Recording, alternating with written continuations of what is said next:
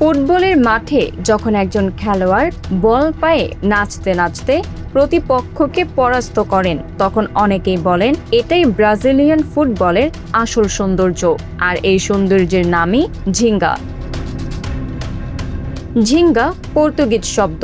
এর অর্থ দেহকে ছন্দময়ভাবে দোলানো বা তাল মিলিয়ে চলা। তবে ফুটবলে ঝিঙ্গা শুধু একটি কৌশল নয়, এটি একটি দর্শন, যেখানে কঠোর নিয়মের চেয়ে বেশি গুরুত্ব পায় সৃজনশীলতা, স্বাধীনতা এবং আনন্দ।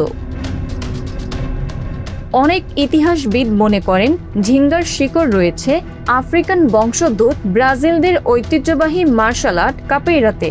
দাস প্রথার সময় আত্মরক্ষার কৌশলকে নাচের ভঙ্গিতে লুকিয়ে রাখার জন্য এই শিল্পের জন্ম হয়েছিল। সেই ছন্দময় শরীরের নড়াচড়া পরে ফুটবলেও প্রভাব ফেলে।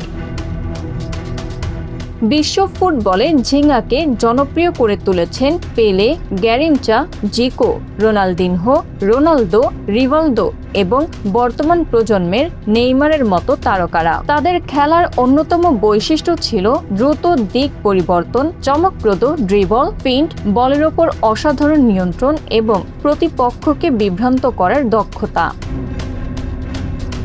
ঝিঙ্গার সবচেয়ে বড় শক্তি হলো এটি প্রতিপক্ষের জন্য খেলোয়াড়দের পরবর্তী পদক্ষেপ অনুমান করা কঠিন করে তোলে। ফলে একটি ছোট জায়গাতেও ড্রিবল করে সুযোগ তৈরি করা সম্ভব হয়।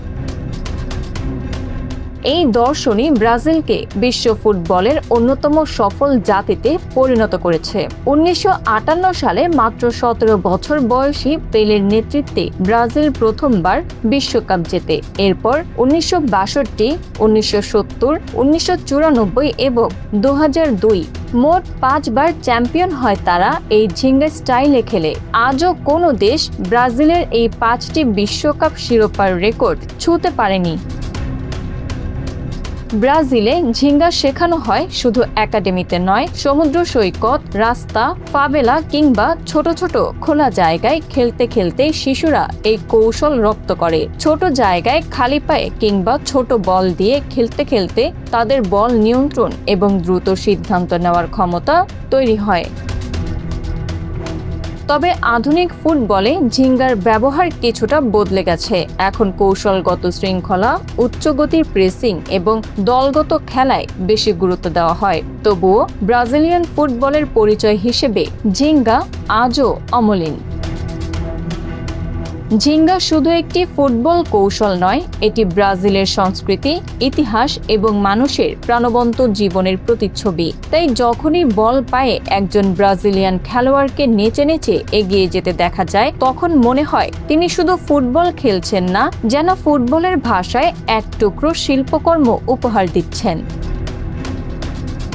Bangla affairs news desk.